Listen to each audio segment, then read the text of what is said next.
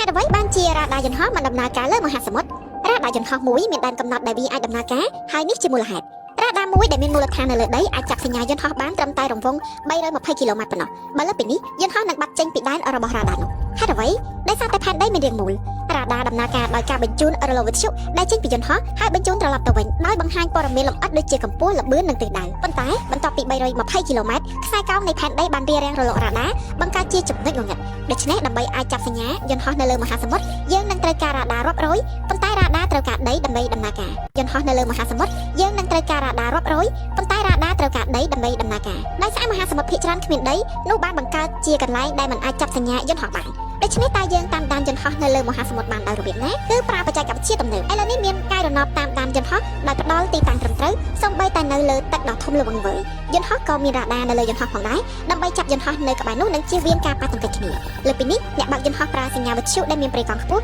ដើម្បីតាក់ទងជាមួយអ្នកគ្រប់គ្រងចរាចរណ៍ផ្លូវអាកាសសញ្ញាទាំងនេះលោតចេញពីស្រទាប់ ionosphere របស់ផែនដីជួយឲ្យពួកវាយកឈ្នះលើការរំខានដោយសារភាពកោងរបស់ផែនដីនិងរក្សាទំនាក់ទំនងសរុបមកខណៈពេលដែលរ៉ាដានៅលើដីមិនអាចគ្របដណ្ដប់មហាសមុទ្របានពេញលេញផ្កាយរណបនិងប្រព័ន្ធទំនាក់ទំនងធានាបាននូវសុវត្ថិភាពនិងប្រសិទ្ធភាពនៃការតាមដានយន្តហោះនៅទូទាំងពិភពលោក